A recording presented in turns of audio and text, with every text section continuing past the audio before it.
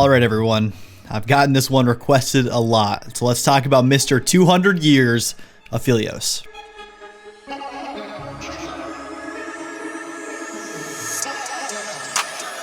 Say hello to my little friend!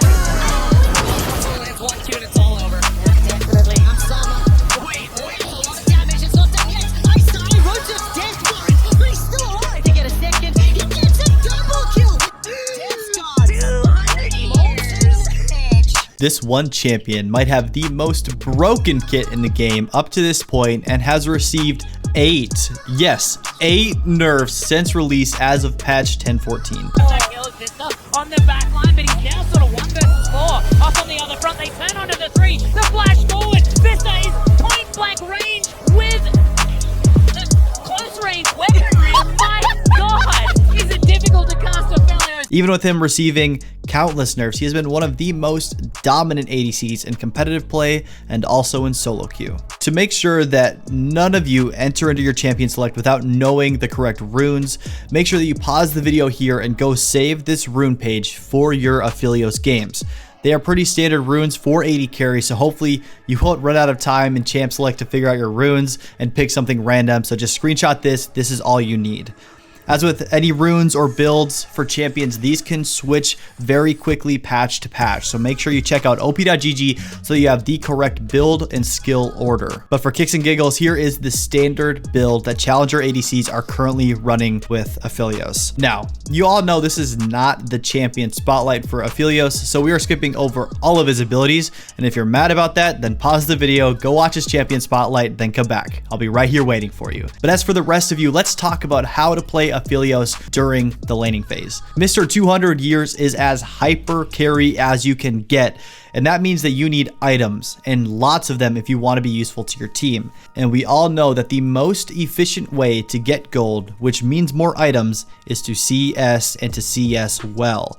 This means you should be aiming for at least 80 CS by 10 minutes. Notice I said aim for. When there's a lot of trading and ganks and 4 to 5 man tower dives, I understand that hitting the 80 CS at 10-minute mark is almost unrealistic, but it should be your goal so that when you finally have the 1 in 10 semi-peaceful bot games, you can get as much gold as possible. And I guarantee that most of you watching this video cannot do that under pressure. So go hop into the good old practice tool and practice last hitting minions with no items, no abilities, and with all 5 guns. He has a very high skill curve, so if you can take the time to learn how to last hit with him now, then you're putting yourself ahead of your other trash opponents who are not watching this video and just play whatever they see in the LCS. If you miss your mark of getting 80 CS, then restart the game and do it again and again until you do it at least 3 games in a row. You are artificially increasing your win rate without even playing any ranked games. It's crazy, just try it. Now, Aphelios is a weird champion. He has a hyper scaling with insane DPS late game like Jinx, but it's pretty weak early game to balance it out. Now, during patch 1013, Aphelios only had a 47% win rate, and that is most likely due to the recent nerfs as well as botched early games and counter picks. So I'm gonna give you a couple of quick tips on how not to lose early so you can just 500 IQ the other team with your busted guns. The first tip is to ban champions like Blitzcrank, Zyra, and Brand. Blitzcrank is almost a no-brainer for champions like Aphelios, 80 carries that have no escape. But you can ban champions like Zyra and Brand because Aphelios has a relatively low magic resist compared to his other AD counterparts like Misfortune, Ezreal, Vayne, etc. I was looking it up, and on average, marksmen start the game with about 30 magic resist with a growth stat of 0.5 per level. But Aphelios only starts the game with 26. This means that AP poke champions can build up a great HP lead just by poking him constantly. That 4 magic resist will add up to hundreds of HP later in the laning phase.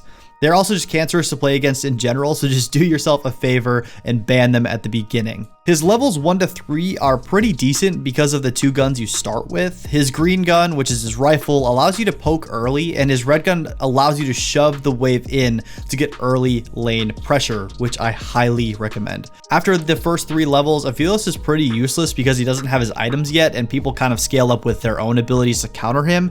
So it's important to get an advantage in your lane as soon as possible so that you can get easy farm and even some easy kills to really grow into your ultimate late late game hyper DPS form. The best way to get this advantage is to get an early push on the wave. This will allow you to do so many things that will simply just give you early advantages and can even snowball into victories.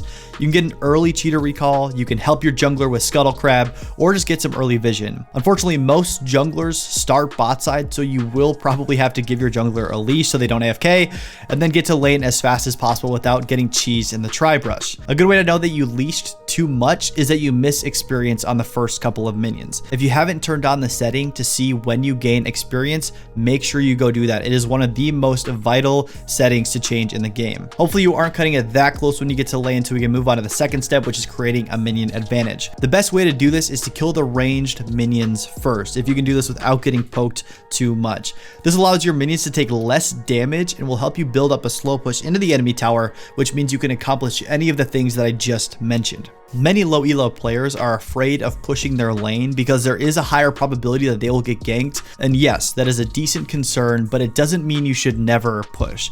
Sometimes having pressure in your lane gives you priority to do minor things that will add up to a win. And also, you need to understand gank timers. Most junglers will clear their jungles, then look to gank after getting Scuttle at 315, which means that you have about 3 waves of peace before the jungler is even in a position to gank you. But do beware of the level 2 Jarvan gank. Literally no one in my games know it's coming, and they die to it every single time.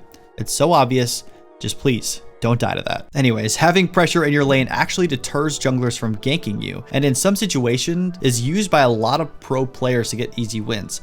I'll make a video another time about the benefits of pressure and priority, but that's not for now. Let's talk about his mid to late game. It is absolutely no secret that the mid to late game is where Aphelios really starts to shine. Once he has his IE and his Hurricane, it is guns away and he will slaughter the enemy team. So just some standard tips on team fighting with an immobile carry is to wait for major abilities. Say you're against a Malphite or an Amumu or an Orianna, you want to play back and wait until they use their big ultimates. Once they use these abilities in cooldowns, they have no way of locking you down and killing you. So make sure you stay patient while you're waiting for these fights. It will allow you to stay alive longer and dish out all of your damage. Another quick tip on ways not to throw the game as Aphelios is just to be careful when you're rotating through the jungle. Post 25 minutes, this is a great way just to hand the game to the other team no matter how fed you are. So when you're choosing between a risky path and a longer, less risky path, make sure you just take the safer one. The pros vastly outweigh the cons. This will net you a couple of wins, trust me. Now, before we talk about some of Aphelios' combos, we need to talk about his ultimate. This thing is absolutely bananas once you get some items. There are few abilities in the game that can truly one-shot an entire team, and this is one of them. His ultimate is a simple projectile that will have different interactions depending on your main weapon. There's a lot of nuance here, so here's a graph of all the different things your ultimate can do. It seems like a lot, but it should really only take one game for you to figure out how to use this insane ability. All right, let's swap over to the practice tool and talk about some of his abilities and his combos. All right, guys, I am currently in the practice tool right now. I want to focus on a couple of Aphelios' main abilities and his combos. Everybody kind of knows what Aphelios' basic abilities do, so we're not really going to focus on that too much, but I do want to talk about his ultimate and how you can pair and make certain combos out of it.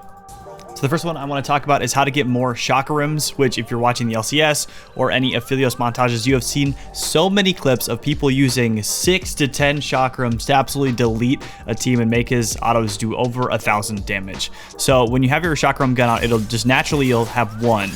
What his ultimate does is it adds 3. So if you ulti, it brings more Chakrams back to him, and if you hit multiple people, you'll get even more. So I'm a practice tool, so I can just influence that. So you ulti again, and it just kind of shows you how you can really stack these. This isn't like a super realistic example, but this is how you stack your Chakrams and allows you to do a ton of damage in team fights. With your cannon weapon, you can use your ulti, which is longer than your auto range and allows you to snare from longer distances. It allows you to set up some good plays for your teammates. It's more of a utility use of this weapon, but this isn't always ideally what you want to be using, but it is good to get those long range stuns. If you've ever seen an Aphelios ultimate absolutely annihilate a team and one-shot them like I've already shown you in a couple clips in this video, it's because they're using their ultimate with their flamethrower active.